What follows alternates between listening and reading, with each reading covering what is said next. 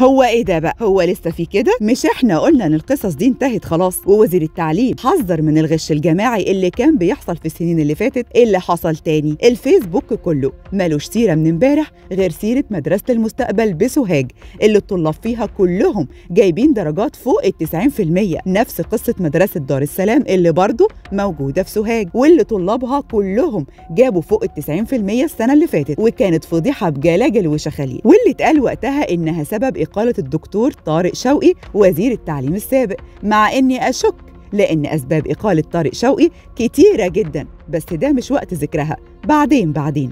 والفضيحة الأكبر إن فضيحة وزارة التعليم السنة اللي فاتت أثرها طالت وزارة التعليم العالي السنة دي. ما هي الفضيحة بتكبر برضه وبتدخل الجامعة زيها زي غيرها، زينا كده تمام. بيقولك إيه؟ إن الطلاب اللي نجحوا بالغش السنة اللي فاتت وجابوا فوق ال 90% كلهم دخلوا كليات الطب، وكانت نتيجتهم برضه فضيحة، وكلنا عرفنا من أسبوعين إن نتيجة سنة أولى طب نسبة النجاح فيها 40%، يعني 60% من الطلاب اللي تفوقوا في الثانوية العامة السنة اللي فاتت فشلوا السنة دي في الكليات، وده طبعا كان شيء متوقع. ده بيقولك إن المدرسة نفسها وبكل ثقة، ومش هقول بكل بجاحة علشان محدش ياخد على خاطره، مع إنها والله بجاحة فعلا و60 بجاحة، لما المدرسة تنشر على صفحتها الرسمية بالفيسبوك أسماء طلاب الثانوية العامة لهذا العام بالمجموع اللي حصلوا عليه، واللي كلها مجاميع تتراوح ما بين 92 و 97%. وطبعا الجدل ابتدى على الفيس،